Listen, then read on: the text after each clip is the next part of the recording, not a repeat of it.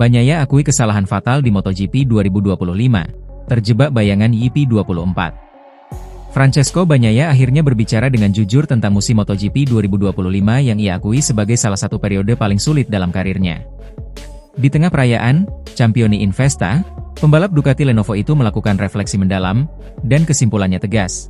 Kesalahan terbesarnya adalah mencoba memaksakan kembali perasaan yang ia miliki dengan Desmosedici YP24 ke motor generasi baru, YP25. Bagi seorang juara dunia 3 kali, kegagalan beradaptasi bukan sekadar soal teknis. Ini adalah krisis identitas di atas motor yang seharusnya menjadi senjata pamungkasnya. Sejak awal musim, Bagnaia sudah merasakan ada yang tidak beres. Kepercayaan diri di setang YP25 tak pernah benar-benar tumbuh, meskipun ia berharap waktu akan menjadi solusi, seperti yang pernah ia alami di musim-musim sebelumnya. Namun kenyataannya berbeda. Perasaan yang dulu begitu alami dengan YP24, motor yang membawanya bertarung hingga balapan terakhir melawan Jorge Martin dan memenangi 11 balapan utama, tak pernah kembali. Ironisnya, justru momen-momen terbaiknya di 2025 berubah menjadi bumerang.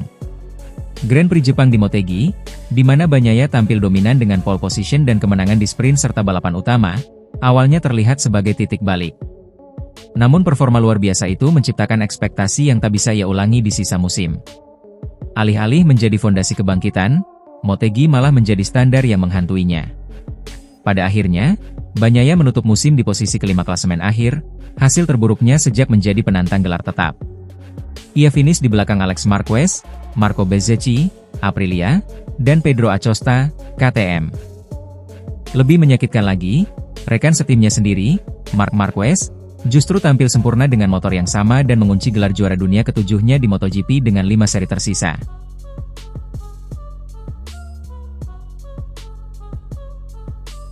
Perbedaan itu memperjelas satu hal, masalah Bagnaia bukan pada Ducati, melainkan pada pendekatannya sendiri. Kesalahannya adalah memulai dengan pemikiran bahwa potensi saya dengan YP24 sangat tinggi. Jadi ini bukan masalah adaptasi dengan YP25, ini lebih tentang saya mencari perasaan yang saya miliki di atasnya, tetapi itu tidak pernah datang, kata Bagnaia kepada media, termasuk motorsport.com. Pengakuan itu terasa brutal, namun jujur. Seorang juara yang terjebak dalam nostalgia performanya sendiri. Ketika ditanya bagaimana ia akan menemukan kembali performa, ketenangan, dan kebahagiaan pada 2026, tiga hal yang tampak saling berkaitan. Bagnaia menegaskan bahwa ia tidak pernah kehilangan keyakinan pada dirinya sendiri. Kami dapat mengatakan bahwa kedua hal itu berjalan beriringan, karena pembalap yang cepat juga bahagia. Semuanya akan kembali. Sejujurnya, ketenangan saya selalu utuh, karena dalam situasi di mana saya tampil baik, saya berada di tempat yang saya tahu saya harus berada. Ia melanjutkan dengan nada reflektif, namun penuh keyakinan. Jadi saya tahu potensinya ada di sana, saya tahu kecepatannya belum hilang. Kami harus bekerja untuk menemukan perasaan itu lagi. Ketenangan selalu ada di sana, hanya sensasinya saja yang sedikit hilang, jadi itulah yang harus kami temukan lagi. Di tengah kritik yang menyebutnya terlalu baik di lintasan, komentar dari Nicolo Bulega bahwa seorang pembalap kadang harus menjadi lebih bajingan pun ditanggapi santai oleh Bagnaia. Ketika ada kebutuhan untuk mengeluarkan siku saya tidak pernah mundur, jadi saya rasa tidak ada kebutuhan itu. Namun angka dan hasil berbicara lebih keras. Menariknya, Bagnaia justru mengungkap bahwa paruh awal musim relatif stabil, podium masih terasa dekat, sementara kemerosotan justru terjadi setelah pertengahan kejuaraan.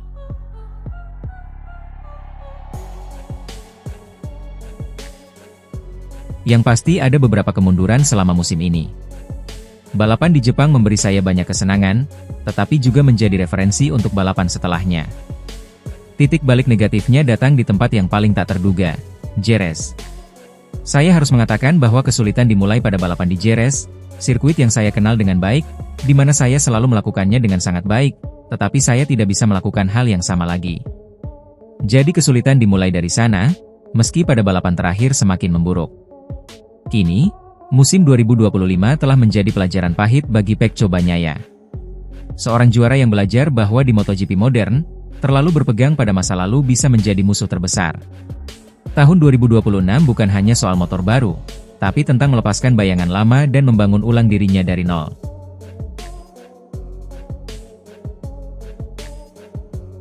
Bagi Ducati, Kasus Bagnaia pada 2025 menjadi pengingat keras bahwa evolusi teknis tidak selalu berjalan linear, bahkan untuk pembalap yang paling memahami sistem mereka. YP25 mungkin secara data lebih cepat, tetapi MotoGP bukan hanya soal angka. Ini tentang rasa, kepercayaan, dan naluri di batas maksimal. Disinilah kontras antara Bagnaia dan Marc Marquez menjadi sangat mencolok. Dengan motor yang sama, Marquez justru mampu menyesuaikan gaya berkendaranya dengan karakter YP25. Sementara Bagnaia secara tidak sadar mencoba membentuk motor baru agar menyerupai YP24. Dalam dunia prototipe MotoGP yang ekstrim, pendekatan itu terbukti fatal. Musim 2025 pun berubah menjadi perjuangan internal, bukan hanya melawan rival. Setiap akhir pekan balapan terasa seperti eksperimen ulang. Setiap setup membawa harapan yang jarang terwujud.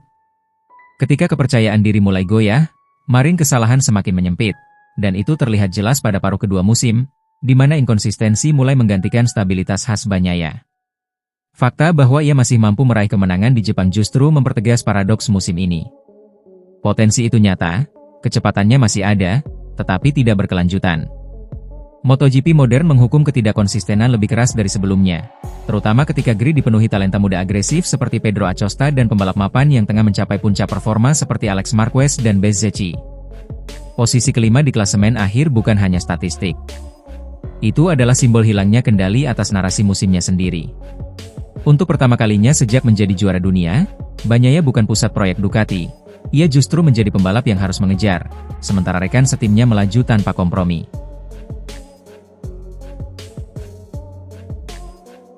Namun, dari semua pengakuan yang ia sampaikan, satu hal paling penting adalah kesadarannya. Bagnaia tidak menyalahkan motor, tim, atau keadaan. Ia menunjuk langsung ke dirinya sendiri.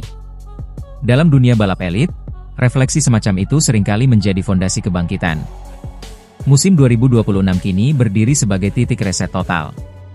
Bukan sekadar tentang pengembangan teknis Ducati berikutnya, tetapi tentang perubahan mentalitas. Jika Bagnaia mampu melepaskan bayangan YP24 dan menerima bahwa setiap motor menuntut identitas baru, maka ancaman juara dunia 3 kali itu belum berakhir.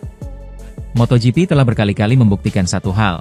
Pembalap hebat tidak diukur dari musim sempurna, melainkan dari cara mereka bangkit setelah gagal. Dan untuk Pecco Bagnaia, kegagalan 2025 mungkin justru menjadi ujian terpenting dalam karirnya.